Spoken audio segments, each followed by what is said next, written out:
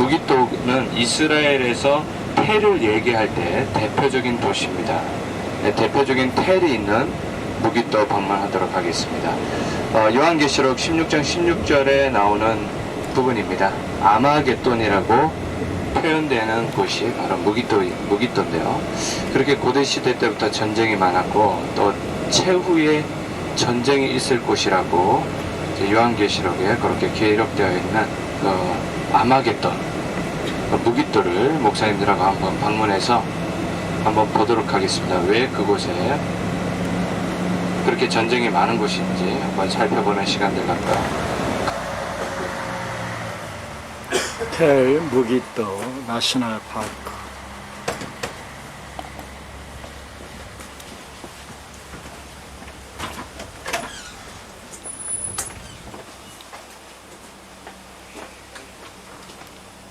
하나하나 주기 때문에 원래 빠진 사람이 질문이 많다니까.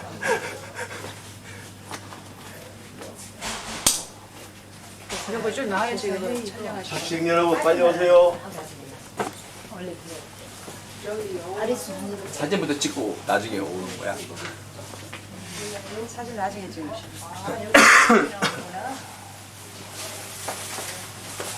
사진 찍고 오는 줄 알았더니 책 샀더라고. 자, 다 오셨죠? 네. 자, 이 지도를 보시면 좀 설명을 드리겠습니다. 여기가 시나이 반도입니다. 시나이 반도. 여기가 시나이 반도고요.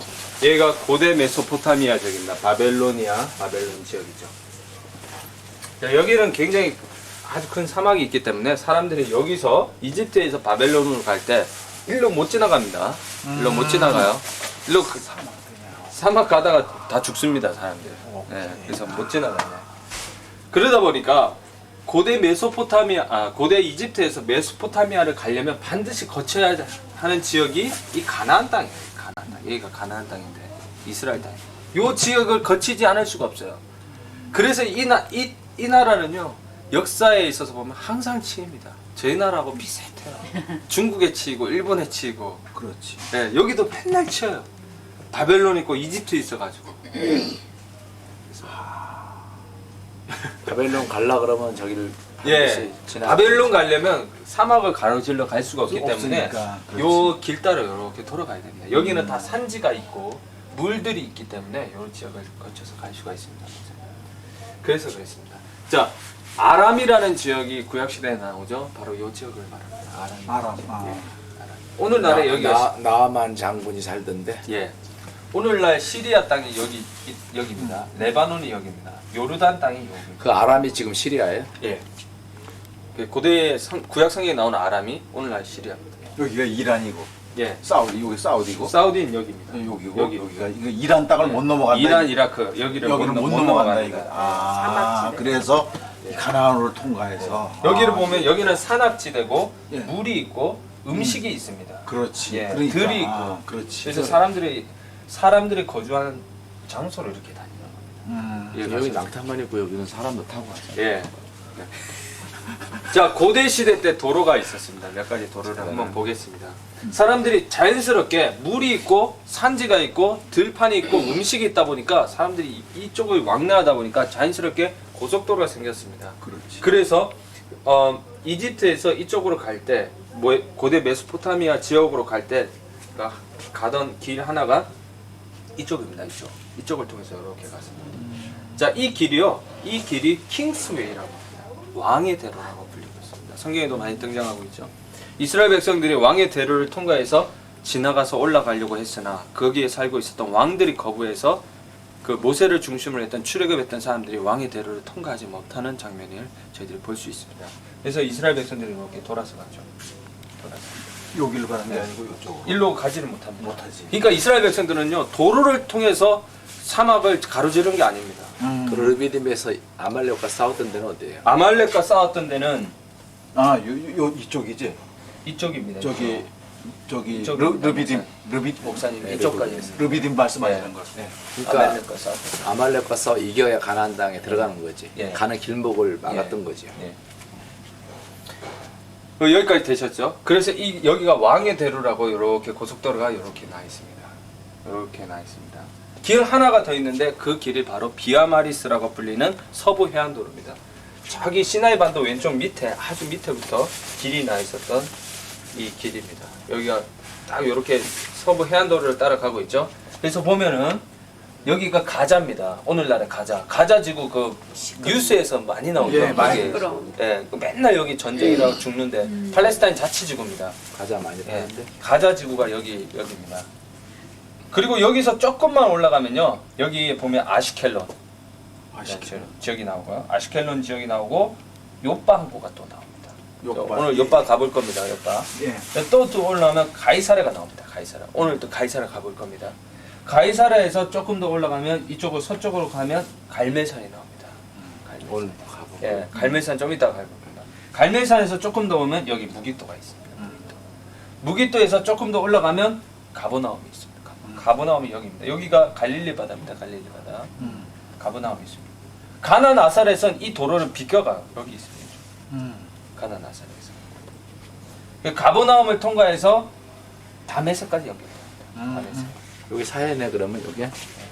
예, 요게 사이방입니다. 여기가 갈릴리고.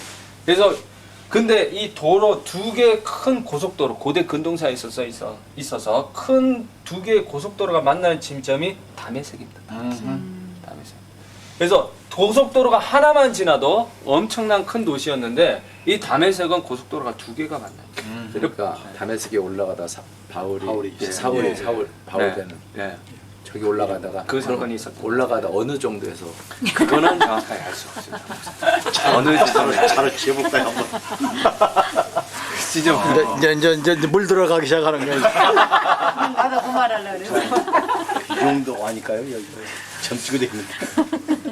다메섹으로 가던 중에 이제 사울이 이제 바울로 변화를 여기가 고센 땅, 그러니까는 이 서부 도로 있지 않습니까? 네. 이 서부 해안 도로가 네. 출발 지점이 피라미드로부터 시작되는 거예요. 예. 고대 피라미드에 해서 있는 고센 땅으로 해서 예, 나일강 무렵에 있는 그 지점부터 출발을 합니다. 그렇게 해서 올라가고 그러면 이 킹스웨이는 킹스웨이는요, 여기 보면 바다가 하나 있습니다. 여기가 홍해예요. 홍해. 그럼 여기가 에시온개발? 여기가 에시온게벨입니다. 민수기 33장에 등장하는 이스라엘 백성들이 이 에시온게벨을 통과하게 되죠. 거기가 바로 여기 홍해를 건넜는데 어디서 건넌 거야? 홍해를 걷는 거는 홍해는- 저 밑에 있습니다. 저 아니 이게 뭐 여기도 홍해입니다. 홍해죠? 여기 이렇게 돼 있습니다. 이렇게 돼 있겠죠. 이거 여기 고센 땅에서 네. 요렇게 건넌 거. 여기에서 빅터 호수가 여기에 있고. 예. 예. 네. 목사님 말씀하신 그 홍해는 여기. 끝자락에 건넌 거는? 예. 끝자락 건넌 거죠. 여기가 있고 또 다른 지역. 요 밑에도 있다. 요 밑에도 있고. 끝자락이라 하면 돌아가도 될 거 아니에요. 끝자락이라면. 근데 여기도 있고 제가 알고 있기로는 또 밑에도 있다. 밑에도 있고. 그 밑에일 가능성이 높다. 예. 밑에. 그거 뭐 그 홍해 바다가 어디냐에 대해서 우선 중요한 건 고센 땅에서 나오는 길목을 찾아보면 나오는 그 거니까. 홍해 바다가 어디냐에 따라서 또 논의가 많죠. 목사님도 잘 알고 계시죠. 그래서 공학자들은 홍해바다 이쪽으로 숲을 쪽으로 예. 건너갔을 것이라고 생각하죠. 예. 예. 그러니까 우리가 지금 여행을 가도 이 빅터 호수 이쪽으로 가는 거죠.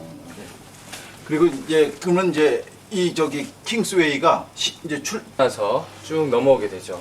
근데 아브라함이 선택했던 루트는요, 이 서부 해안도로나 왕의 길이 아니었습니다. 바로 이 사마리아 내륙으로 쭉 가로지르게 되죠.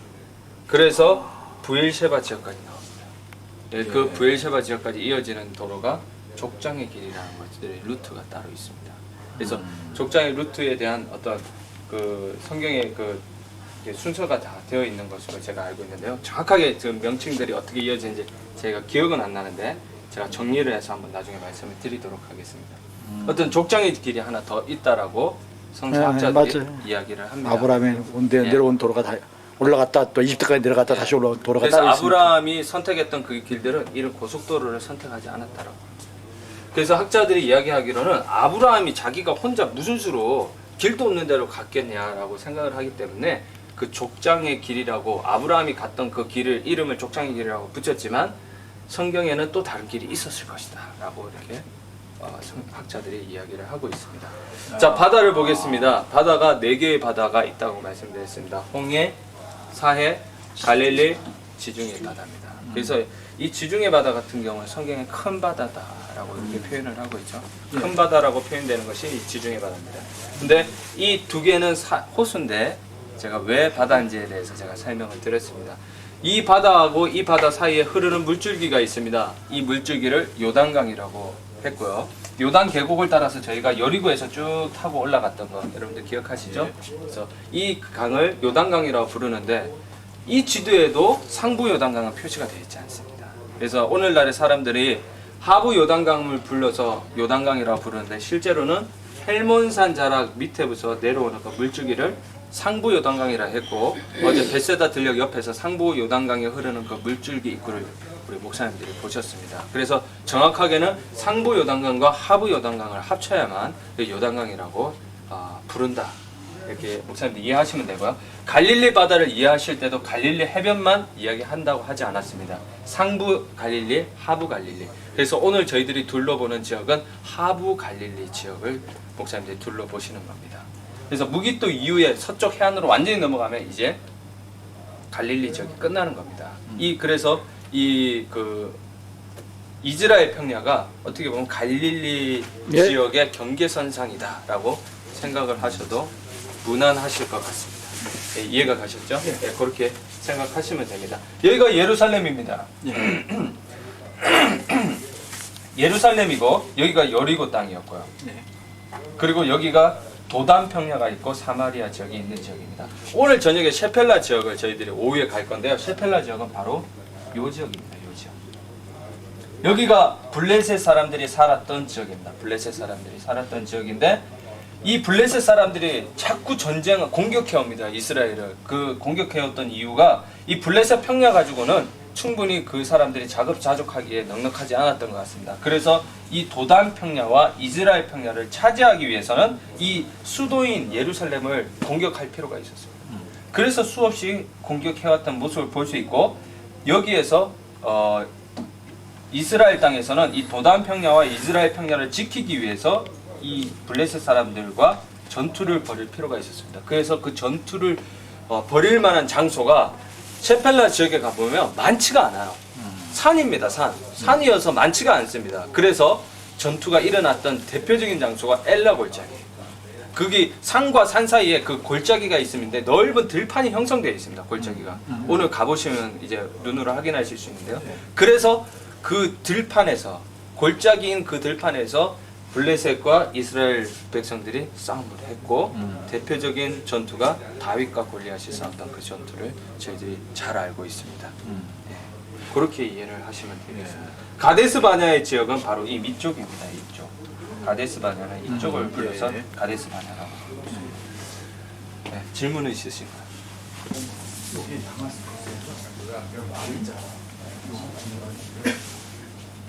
이게 다 그 고속도로로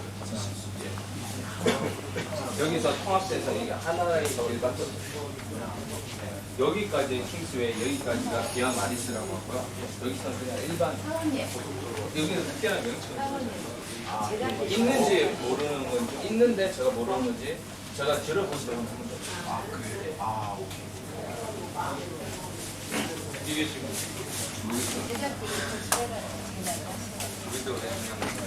하셔가지고 준비를 하시죠. 전주에 오신다. 거기는 원래 전주 비빔밥집에서 그 땅 거기도 하나 땅. 거기 전주 비빔밥집 이름이 아는 거길 거쳐야 가나안 땅에 가니까 예, 이스라엘 예. 싸워야 돼. 옷을 가난 땅 한번 들어갔다. 전주에서 다녔어요? 아라도 같은 경우 고향이 가난 땅이야. 고향이 그래서 그때도 블레셋 그 지역을 아버님이 그쪽에 공무원이셔서 블레셋으로는 이스라엘이 지나가는 거에 대해서 3년 우리 중학교 가이드님이 막아야 자, 여러분들이 지금 보시고 있는 텔 무기토는요 BC 4000년 전부터 형성이 된 텔입니다. 아브라함이 뭐 한 3000년 뭐 이렇게 보통 이야기하는데요. 가나안 시대 때부터 아브라함이 이미 이 땅에 들어오기 전 혹은 그 무렵부터 이곳에 사람들이 살기 시작했다라고 이야기를 합니다. 이 텔 무기토가 굉장히 도시로서 기능이 번성했던 마지막 시기는 약 6세기경 BC 6세기경으로 사람들이 추정을 하고 있습니다. 그 이유는 오늘날에 이렇게 발굴을 해보니까 BC 4000년부터 BC 6세기경 사이에 어떤 토기라든지 그 터들이 발견되기 때문입니다. 그러니까 BC 6세기경이라고 하면 다윗과 솔로몬 시대는 물론이거니와 오늘 아침에 우리 목사님 설교해 주셨는데 히스기야 왕 때도 이 무깃도가 도시로서의 기능을 하고 있었다라는 것을 알고 있습니다. 자, 이 무깃도는요 이스라엘에서 발견된 텔 중에 가장 텔이 많이 발견된 텔입니다. 그런 언덕입니다. 무려 26개의 층이 발견됐습니다. 26개. 예. 여기는 23개였고. 예. 베샤는 18개였습니다. 베샤는 크기 높이는 높지만 그렇게 많은 층이 나오지는 않았습니다. 여리고가 23개. 이게 3개. 예. 이게 더 많습니다. 이스라엘에서 26개. 제일 많다라고 26개. 26개. 그러다 보니까 왜 이렇게 많은 텔이 형성이 되었는가? 왜 많은 민족이 이렇게 이곳을 차지하려고 싸웠는가? 성경에는 이곳을 최후의 전쟁이 일어날 곳이라고 표현하면서 아마겟돈이라고까지 불렀는가에 대해서는 답은 벌써 나왔습니다. 우리가 계속 여행하면서 고대 근동사회에 있어서 중요한 요소들을 많이 봤습니다. 물이 있고 바로 옆에 보시면 이스라엘 평야가 있기 때문입니다. 이 이스라엘 평야는 제가 아까 설명드렸다시피 도단 평야와 연결되어 있어서 이 도단 평야와 이스라엘 평야를 빼면 적과 꿀이 흐른다고 말할 만한 게 없습니다. 사실 이거 이스라엘 평야 빼면 곡식이 나올 만한 땅이 없습니다. 이스라엘 땅에서는. 그렇기 때문에 이 평야를 가나안 땅에서 내가 이 땅을 주권적으로 차지하기 위해서는 이스라엘 평야를 누가 소유하냐가 제일 중요합니다. 그래서 블레셋 민족도 끊임없이 이 땅을, 이 이스라엘 평야를 노리기 위해서 끊임없이 공격해 왔던 것을 볼 수가 있습니다. 그래서 이 서부 쪽에서 쳐들어오는 이방 민족을 견제하기 위해서 이 무깃도를 세우고 수없는 수천 년간에 걸쳐서 이 무깃도에 전쟁이 있었던 것을 저희들이 볼 수가 있습니다. 그럼 동쪽에서 오는 적군들을 견제하기 위해서는 바로 베시안이 있었던 겁니다. 아, 그래서. 그래서 서쪽에는 무깃도, 동쪽에는 베시안이 있어서 가나안 시대 때부터 많은 동서에서 쳐들어오는 적군들을 견제하고 이 이스라엘 평야를 보호하기 위해서 이 초롱성 같은 두 개의 성이 있었던 것을 볼 수가 있습니다. 자, 여기 길다란 성 보이세요? 길다란 집 보이세요? 예. 요거 보이시죠?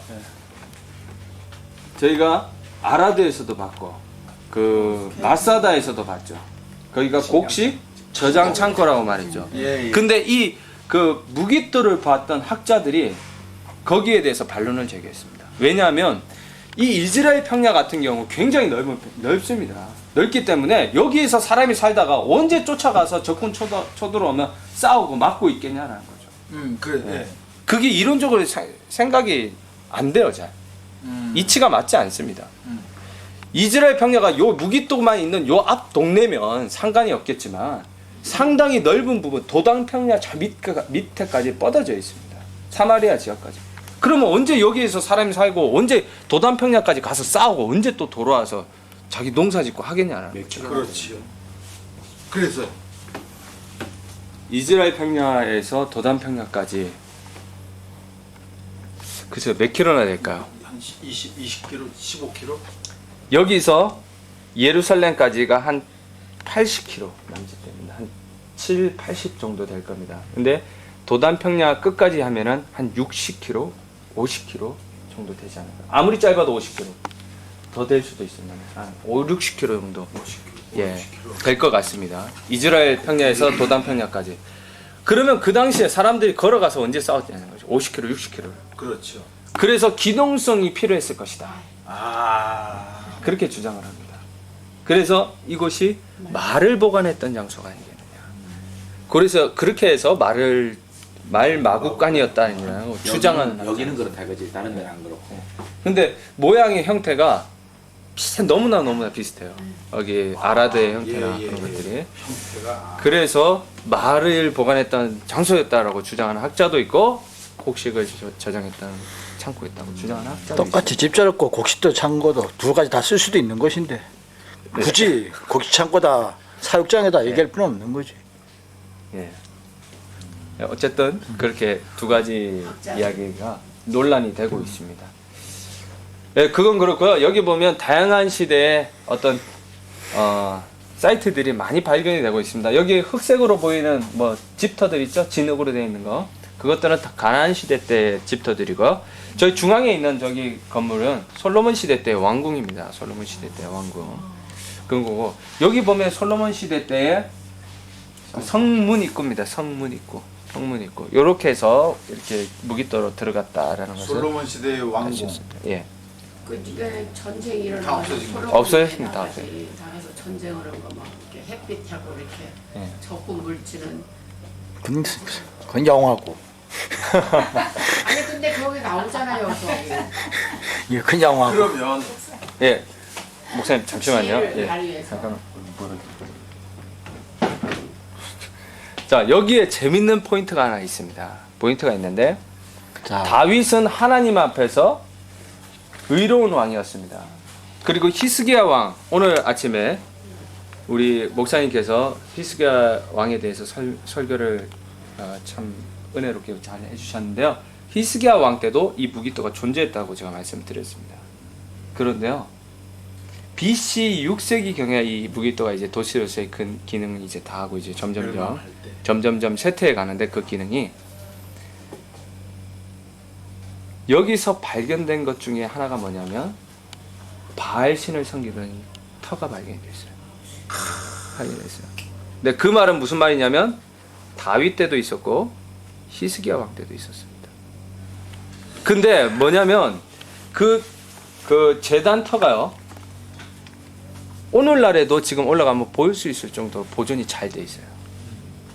그러니까 이스라엘 백성들이 가나안 땅에 들어와서 모든 우상들을 다 제해야 되는데, 다윗 솔로몬 시대 히스기야 왕 때 이후까지도 하나님을 섬겼지만 그 제단터도 남아 있는 것을 볼 수 있습니다. 그럼 뭐야? 바알도 섬겼다는 예, 그런 불신앙의 사람이 섞여 있었다는 얘기. 불신앙의 사람들이 섞여 있습니다. 섞여 있었다. 대부분 돌아왔지만 섞여 있는 잡적 같은 사람이 있었다는 얘기. 그래서 하나님께서 이 이스라엘 백성들을 볼 때 통탄하셨겠죠. 그렇지. 예. 이 적과 꿀이 흐르는 땅을 허락하시면서 바알을 섬기지 말고 만군의 여호와 하나님만을 바라보라 했는데, 이 사람들이 여기 와서 바알 신전터가 그대로 지금까지도 잘 보존이 되어 있어요. 그거는 하나님도 섬겼겠지만 또 이스라엘 백성들이 또 바알 신도 제하지 않았다라는 것을 저희들이 볼 수가 있습니다. 그래서 축복이 있는 곳에 이스라엘의 폐역함도 같이 볼 수 있는 것이 무기토입니다.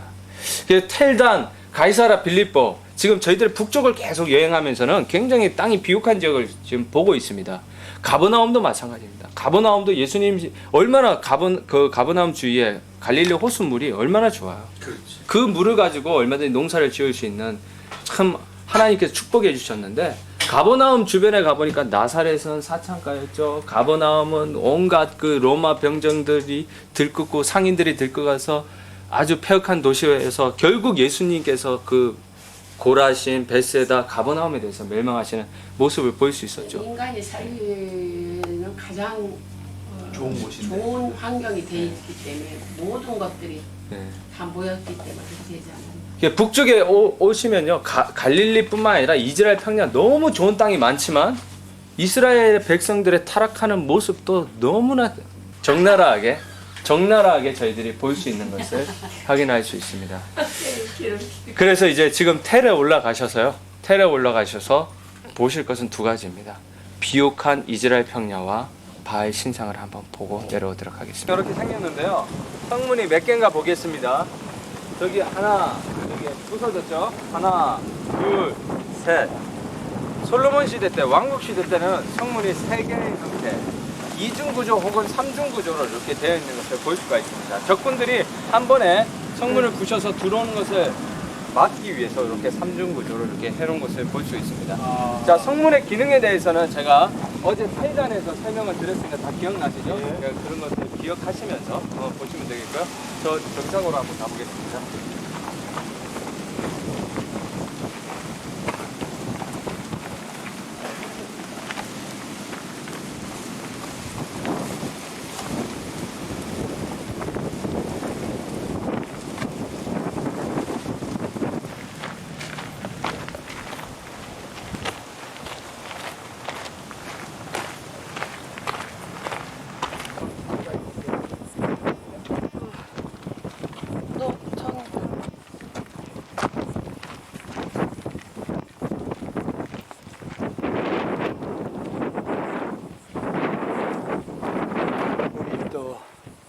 벨 부분을 제거하고 있습니다.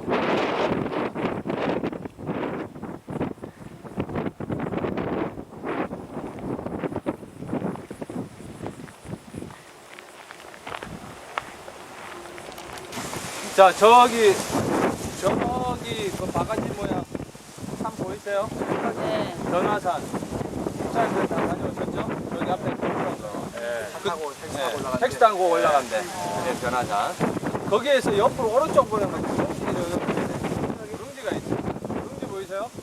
거기가 나인성입니다. 바가지 모양 옆에 있는 과부의 아들 살린 나인성 가부. 예, 나인성 과부의 아들 살린 사건이 바로 저기입니다. 저기고. 자, 그러면 나사렛 동네 한번 찾아보겠습니다. 나사렛. 자, 나사렛은요 바가지 모양의 그 변화산에서 왼쪽으로 쭉 산을 쭉 산 타고 올라가다 보면 갑자기 산이 조금 툭 꺼져요. 예. 툭 꺼지는데 거기 보면 비탈 찐 곳에 마을들이 이렇게 있습니다. 예. 밑으로 저기 산에 이렇게 이렇게 밑으로 저희 쪽 앞쪽으로 이렇게 밑쪽으로 산 비탈 마을이 이렇게 있는데 거기가 나사렛. 거기 그 고개를 딱 넘어가면 가나가 있고 그쪽에서 계속 고개를 넘어가면 디베랴 바다 갈릴리가 그쪽에 있습니다. 그래서 갈릴리 호숫가에서 이 이스라엘 평야를 오려면 나사렛을 거쳐서 산을 하나 넘어서 이스라엘 평야를 보면은 여기서부터 이스라엘 평야 저쪽 서쪽으로는 이제 산지가 있었다. 그 산맥이 갈멜 산맥이에요. 갈멜 산맥. 저쪽이 저희가 보시는 산이 이제 갈멜 산맥입니다.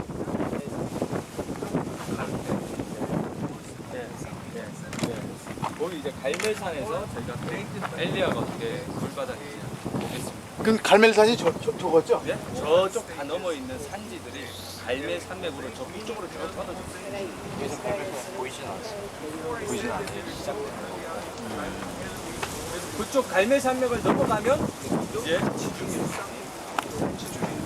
이렇게 저희가 이제 서쪽으로 비아마리스가 통과하는 길을 따라서 이렇게 이동합니다. 아, 예, 예.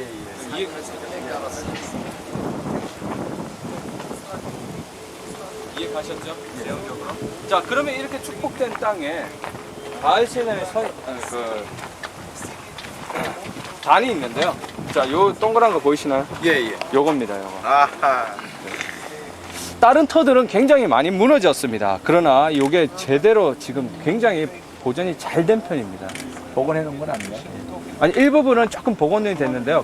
거의 그대로를 살려서 복원을 겁니다. 그래서 보존이 잘 되었다라고 이야기를 합니다. 왜 보존이 잘 되었다고 이야기를 하냐면 바알신의 기원은 가나안 시대 때부터 이어지고 있습니다. 그래서 아마 이 신전은 BC 한 4,000년 전 이전부터 사용되었던 그런 터가 아니겠느냐라고 많이 그렇게 내려가겠습니다.